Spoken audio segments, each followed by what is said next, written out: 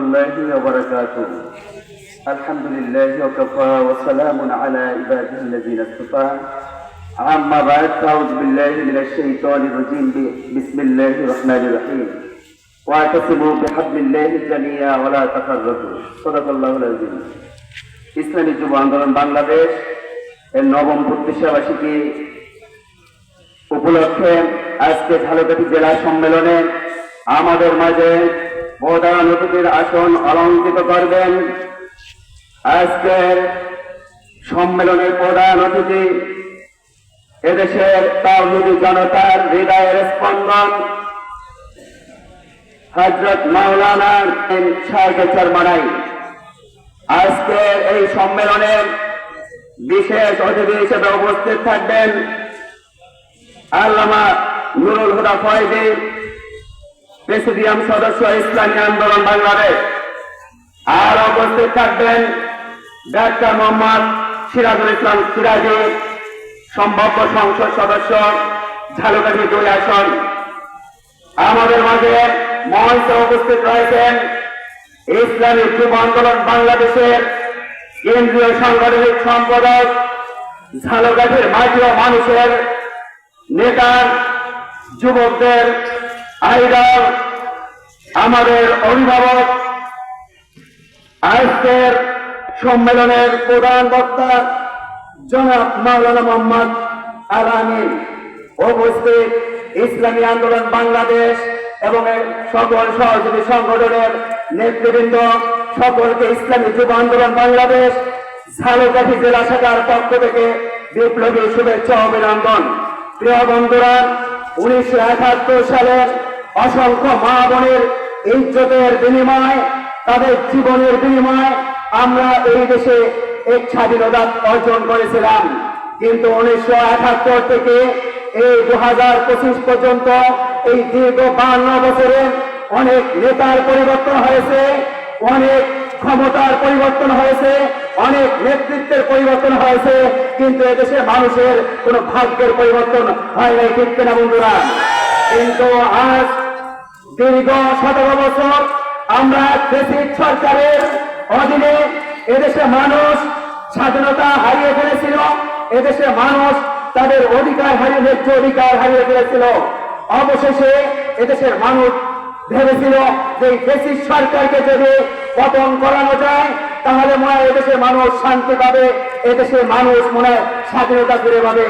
কিন্তু আমরা কি দেখলাম, 2024 জুলাই এবং আগস্টে এই দেশের ছাত্রদের গণ অভ্যুত্থানের মাধ্যমে, তাদের সংগ্রামের মাধ্যমে সেই ফ্যাসিস্ট সরকার স্বৈরাচার হাসিনাকে তারা হঠাৎ সক্ষম হয়েছিল। আমরা ভেবেছিলাম এদেশের মানুষ এখন শান্তিতে বসবাস করবে, কিন্তু আমরা কি দেখলাম, ওই 2024 থেকে এই 25 পর্যন্ত অসংখ্য মা বোন আবারও সেই ধর্ষণের শিকার, অসংখ্য মানুষ এখনো এই ন্যায্য অধিকার থেকে বঞ্চিত, এখনো মানুষ তাদের সত্য কথা বলার কারণে পাথর দিয়ে, আপনারা দেখছেন ব্যবসায়ীকে খুন করা হয়েছে। গত কালকে ঘটনায় দেখলাম চট্টগ্রামে চাঁদাবাজির বিপক্ষে বলার কারণে যেই সাংবাদিক তুহিন ভাই ভিডিও ধারণ করেছিল তাকে নির্মমভাবে হত্যা করা হয়েছিল।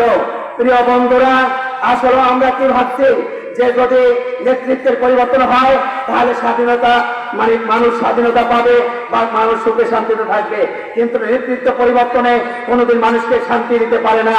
এর জন্য প্রয়োজন নীতির পরিবর্তন, ঠিক কিনা বলেন? এর জন্য আমাদের আমাদের মুহতারাম আমির ইসলামী আন্দোলন বাংলাদেশের তিনি সবসময় একটা স্লোগান দেন যে নেতার পরিবর্তন নয়, নীতির পরিবর্তন চাই, এই সাহেব চরমনাই, ঠিক কিনা বলেন? আজকে আমরা শান্তির জন্য এই দেশের মানুষ নিরাপত্তা ভুগছি, অশান্তিতে ভুগছি, এর দায়ী কিন্তু আমরাই। কারণ আপনারা জানেন যদি বীজ ভালো হয় তাহলে গাছ ভালো হবে, যদি গাছ ভালো হয় তাহলে ফল ভালো হবে। আজকে খারাপ বীজ দ্বারা, 2 নম্বর বীজ দ্বারা আমরা কখনো 1 নম্বর ফল আশা করতে পারি না, ঠিক কিনা বলেন বন্ধুরা? আজকে ইসলামী যুব আন্দোলন বাংলাদেশের এই প্রতিষ্ঠাবার্ষিকী সম্মেলনে আপনাদেরকে উদাত্ত আহ্বান জানাচ্ছে। ইসলামী যুব আন্দোলন বাংলাদেশ ইসলামী আন্দোলনের অন্যতম একটি সহযোগী সংগঠন।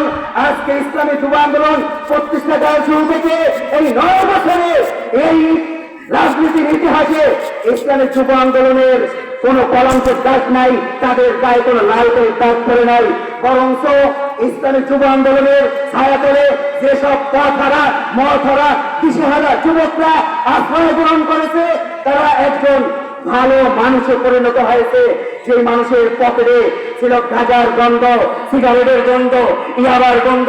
ওই মানুষগুলা যুব আন্দোলনের ছায়াতলে আসার কারণে তাদের এখন লম্বা পাকড়ে পকেটে নেশা। সুতরাং এটাই যুব আন্দোলনের অর্জন। আমি এই মঞ্চ থেকে উদাত্ত আহ্বান জানাবো, যারা এখনো যুব আন্দোলনের সাথে সম্পৃক্ত হতে পারেন নাই, আমি সকলকে বিশেষভাবে অনুরোধ করবো আপনাদের সন্তানগুলোকে যুব আন্দোলনের সাথে সম্পৃক্ত করেন। আশা করি এই যুব আন্দোলনের মাধ্যমে এই দেশ, এই জাতি ইনশাল্লাহ নিরাপদে থাকবে। ঠিক কিনা বলেন? এই আশা ব্যক্ত রেখে আমি আমার সংক্ষিপ্ত আলোচনা এখানেই শেষ করছি। আসসালামু আলাইকুম ওয়া রাহমাতুল্লাহি ওয়া বারাকাতুহু।